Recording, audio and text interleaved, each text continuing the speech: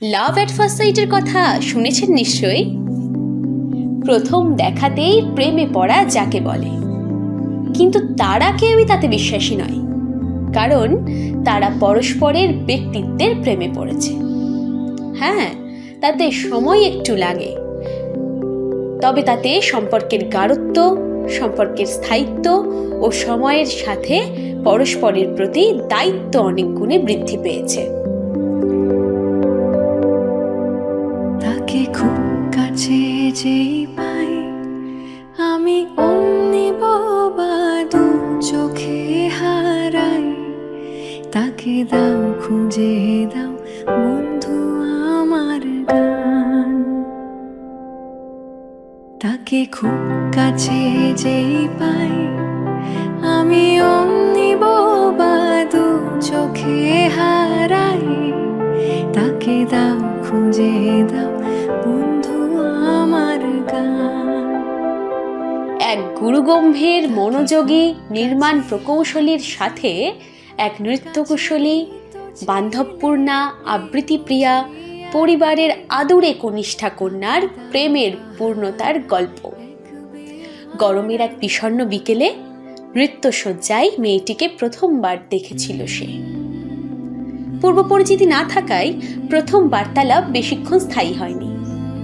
সময় বাড়ে, প্রণয়ের আবেগে সাক্ষাৎ, সাক্ষাতের আড়ালে পরিচয় ও পরিচয়ের নেপথ্যে বিশ্বাসটা ক্রমশ বাড়ে। কারণ সত্যিই ছেলেটি আটকে নয়, আগলে রেখে ভালোবাসতে জানে। তার প্রতিফলন মেয়েটির হাসিতে স্পষ্ট ফুটে ওঠে। টুকরো উপহার বলো বন্ধু হবে তার। এই টুকরো উপহার বলো বন্ধু হবে তার।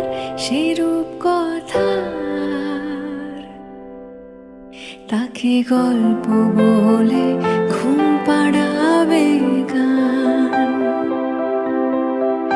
তাকে যেই কাছে পাই খুব যদি যাই ভেসে দি অন্য হাওয়ায় ডুব, তখন থাকবে পড়ে এক ভালোবাসা মানে যে দিনে 100 বার আই লাভ ইউ বলা তা নয়, বরং জীবনের প্রতিটি ওঠা পড়ায় একে অপরের পাশে থাকা,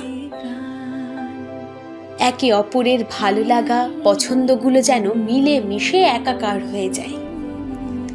প্রতিনিয়ত ঘন ঘন খোঁজ না নিয়ে ক্লান্ত দিনের শেষে যখন তারা দেখা করে, একসাথে বসে কাটাই অনেকটা সময়।